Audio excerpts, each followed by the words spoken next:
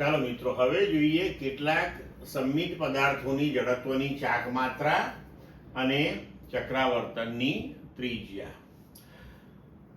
L લંબાઈનો પાતળો સળિયો હોય તો તેના કેન્દ્રમાંથી પસાર થતી અને સળિયાને લંબ એવી પરિભ્રમણાક્ષને અનુલક્ષીને તેની જડત્વની ચાક માત્રા I બરાબર ml²/12 થશે. હવે આ જે જડત્વની ચાક માત્રાના સૂત્રો છે તેના ડેરિવેશન કે તેની સાબિતીઓ તમારા કોર્સમાં આપેલી નથી, પણ તમારે આ બધા સૂત્રો યાદ રાખવા પડશે. કારણ કે જો આ સૂત્રો યાદ હશે તો જ જડત્વની ચાક માત્રા કે ચક્રાવર્તનની ત્રિજ્યા ને લગતા MCQ કે દાખલા તમે સોલ્વ કરી શકશો.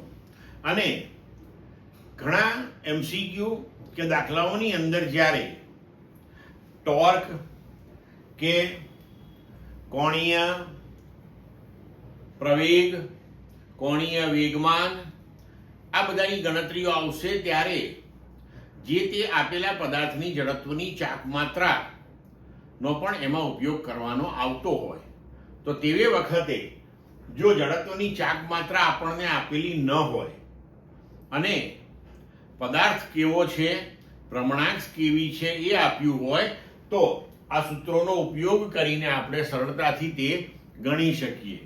તો એ વખતે આપણને તકલીફ ના પડે માટે આ સૂત્રો તમારે યાદ રાખવા પડશે. તો L લંબાઈનો પાતળો સળિયો હોય અને તેના કેન્દ્રમાંથી સળિયાને લંબ રૂપે પસાર થતી ભ્રમણાક્ષને અનુલક્ષીને તેની જડત્વની ચાક માત્રા થશે ml²/12.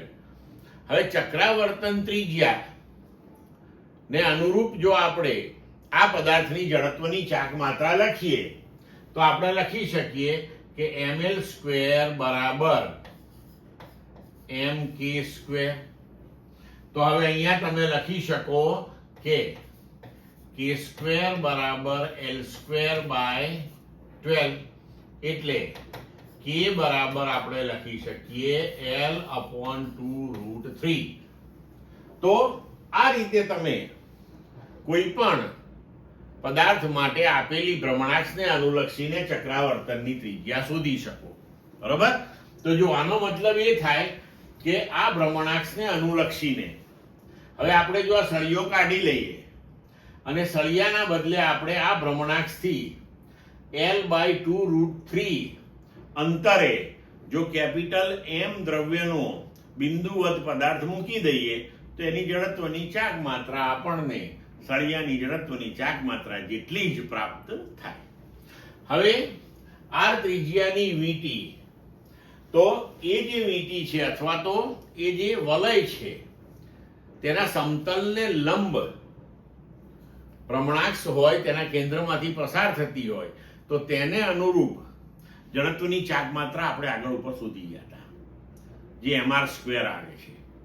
તો હવે જો આ વીંટીના વ્યાસને અનુલક્ષીને તમારે જડત્વની ચાક માત્રા જોઈતી હોય તો એ થાય ½ mr².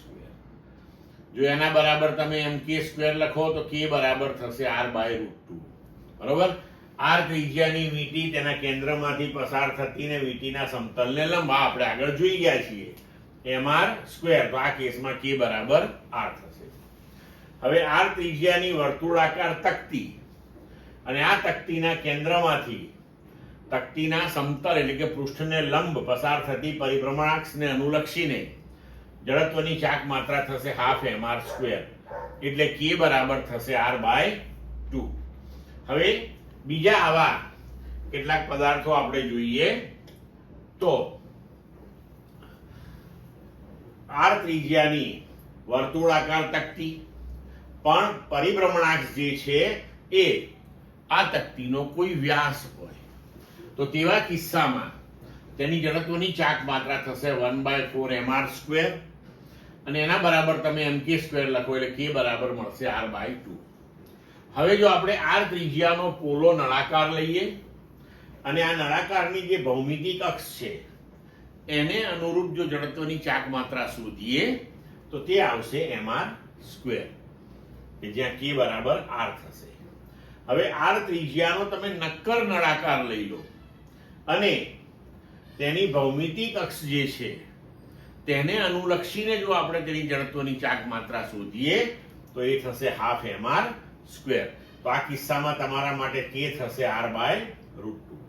હવે r ત્રિજ્યાનો આપણે નક્કર ગોળો લઈએ તો એ ગોળાના કોઈ પણ વ્યાસને અનુલક્ષીને તેની જડત્વની ચાક માત્રા એ થશે 2/5 mr સ્ક્વેર, એટલે એની k થશે √2/5r.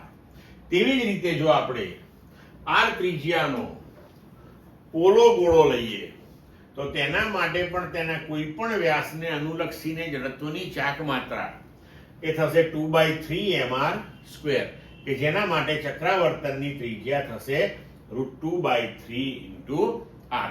તો હવે આ કેટલાક સંમિત પદાર્થોની જે તે આપેલ પરિભ્રમણાક્ષને અનુલક્ષીને જડત્વની ચાક માત્રાઓ જે તમને આપી છે એ તમારે હંમેશા યાદ રાખવી પડે. ક્લિયર મિત્રો?